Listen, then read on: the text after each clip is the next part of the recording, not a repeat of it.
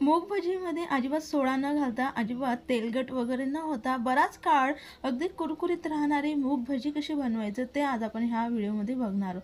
त्याचसोबत अगदी चटपटीत चवीची पुदिना आणि कोथिंबीरची अगदी हिरवीगार असणारी अगदी छान अशी चटणी कशी बनवायचं ते देखील आपण ह्या व्हिडिओमध्ये बघणार आहोत. तर सर्वात प्रथम आपण भजीसाठी लागणारी डाळ ही भिजवून घेणार आहोत. त्याकरिता इथे मी 1 कप मूग डाळ घेतली. आता आपल्याला भजी कितपत बनवायची त्यानुसार आपण डाळ घ्या. त्यानंतर एका पसरट भांड्यामध्ये काढून घ्या. पसरट भांड्यामध्ये काढल्यानंतर त्यामध्ये लगेचच आपण आता पाणी घालून 2 ते 3 पाण्याने डाळ ही अगदी स्वच्छ अशी धुवून घेणार आहोत.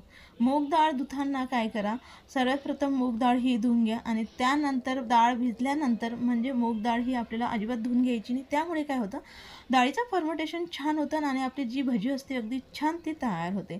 तर डाळ भिजेपर्यंत पाणी घालून लगेचच आपण आता डाळ ही 2 ते 3 तास तिला भिजवून घेणार आहोत. डाळ आपली भिजेपर्यंत लगेच इकडे आपण लगेच छान अशी हिरवीगार, अजिबात पाणी आणि चटणी वेगळं न होता अगदी परफेक्ट अशी पुदिनाची चटणी कशी बनवायचं ते बघणार आहोत. तर त्यासाठी इथे मी मिक्सरच्या भांड्यामध्ये 1 वाटी पुदिना घेतला आहे. आता काय करायचं, अजिबात पाणी न घालता सर्वप्रथम आपण पुदिना हा मिक्सरला बारीक फिरून घेणार आहोत. तो फिरवल्यानंतर लगेच यामध्ये 1 वाटी पुदिनासाठी 1 वाटी आपण इथं बारीक चिरून घेतलेली कोथिंबीर.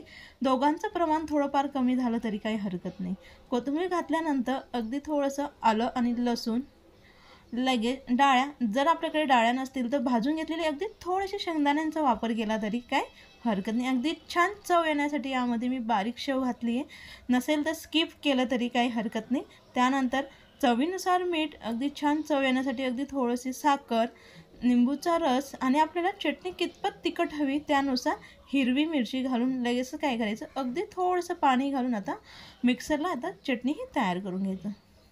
आपल्याला चटणीचा टेक्स्चर म्हणजे चटणी आपल्याला कशी पाहिजे ते दाटसर आणि पातळ त्यानुसार आपण पाण्याचा वापर करून घ्यायचा. त्यामुळे काय होणार आहे, आपली जी चटणी असते अगदी परफेक्ट ती तयार होते. तर बघाल तुम्ही अगदी जास्ती घट्टसरही नाही आणि अगदी जास्ती पातळही नाही, अगदी परफेक्ट अशी आपली हिरवीगार, अजिबात काळपट वगैरे न पडता अगदी परफेक्ट अशी आपली पुदिना आणि कोथिंबीरची अगदी छान चविष्ट चटणी ही तयार आहे.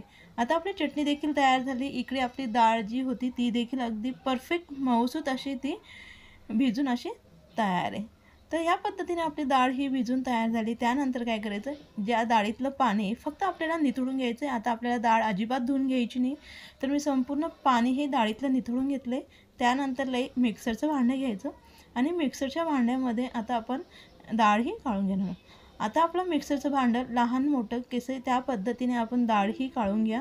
आता मिक्सरचं भांडं माझं छोटं असल्यामुळे मी यापैकी अगदी थोडीशी डाळ यामध्ये टाकून घेतली. त्यानंतर यामध्ये जिरे, 1 चमचा जिरेचं थोडंसं प्रमाण जास्ती घाला, छान चव येण्यासाठी. बडीशोप, आल्याचा तुकडा, लसूण हा घालून घेऊ नका. त्यानंतर हिरवी मिरची, कितपत तिखट हवी आपल्याला भजी त्यानुसार हिरवी मिरची. पाण्याचा अजिबात वापर न करता आपण मिक्सरला छान जाडसर असं वाटण याचं तयार करून घ्यायचं. तर ह्या पद्धतीने आपण वाटण हे तयार करून घेतले. जर डाळ दळताना आपल्याला जरा त्रास होत असेल तर अगदी थोडासा पाण्याचा वापर केला तरी काय हरकत नाही. तर लगेचच आपण ह्याच पद्धतीने दुसरी उरलेली डाळ देखील आपण दळून घेणार. तर अगदी छान अशी आपली परफेक्ट जे भजींसाठी लागणारं बॅटर असतं, मिश्रण असतं, ते अगदी परफेक्ट असं ते तयार आहे. अगदी जास्ती घट्टसरही नाही आणि अगदी जास्ती सैलसरही नाही. जसं आपल्याला भजीला पीठ लागत असतं अगदी परफेक्ट तसं आपण डाळ ही दळून तयार करून घेतली. त्यामध्ये हळद, आधीच आपण हिरवी मिरची वापरली आहे म्हणून अगदी थोडंसं यामध्ये लाल तिखट हे घालते.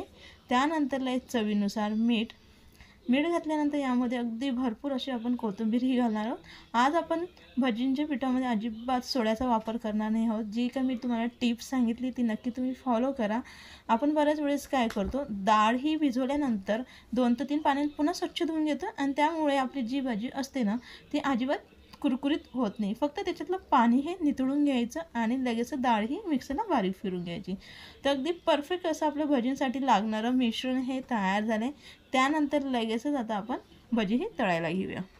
भजी तळण्यासाठी साईडला कढईमध्ये तेल हे गरम करून घेतले. ज्यावेळेस आपण कढईमध्ये म्हणजे तेलामध्ये भज्या ह्या सोडायला सुरुवात करतो त्यावेळेस गॅसची फ्लेम अगदी मंद ठेवा.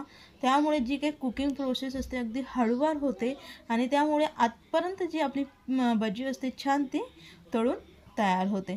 तर ह्या पद्धतीने आपण भजी हे तयार करून घेणार आहोत। आवडीनुसार लहान मोठी अशी भाजी ही तयार करून घ्यायची। आपल्या संपूर्ण तेलामध्ये भजी हे सोडून झाल्यानंतर गॅसची फ्लेम ही अगदी हाय करायची।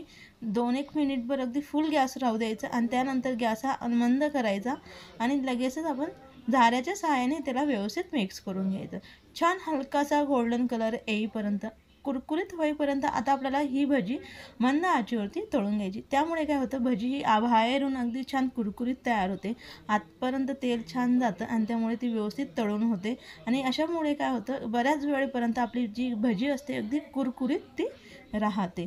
तर तुम्ही बघाल अगदी छान, अजिबात तेलकट वगैरे न होता अगदी परफेक्ट अशी आपली मूग भजी ही तयार झाली। अशाच पद्धतीने उरलेल्या पिठाची देखील आपण भजी ही तयार करून घेणार। रेसिपी आवडली असेल तर नक्की व्हिडिओला लाईक करा, जास्तीत जास्त मित्रांना व्हिडिओ शेअर करा। व्हिडिओ कसा वाटला नक्की कमेंट्स करून कळवा आणि नवीन असाल तर चॅनलला सबस्क्राईब करायला विसरू नका, जेणेकरून नवनवीन व्हिडिओ अपलोड केले तर सगळ्यात आधी त्याचं नोटिफिकेशन हे तुम्हाला मिळेल। तर आपण आता भजी ही अशाच पद्धतीने मंद आचेवरती तळून घेणार आहोत। तुम्ही बघाल अगदी छान कुरकुरीत आणि अगदी परफेक्ट, अजिबात तेलकट वगैरे न होता आणि बराच काळपर्यंत आपली चटणी ही हिरवीगार अगदी परफेक्ट अशी राहण्यासाठी जशा पद्धतीने मी चटणी बनवली अगदी परफेक्ट तशी बनवा, म्हणजे आपली चटणी ही अगदी छान बराच काळपर्यंत ती टिकेल आणि हिरवीगार तशी ती राहील। तर अगदी परफेक्ट चटपटीत चवीची चटणी आणि अगदी छान गरमागरम आपली मूग भजी ही तयार आहे। रेसिपी आवडली असेल नक्की मित्रांना शेअर करा, कमेंट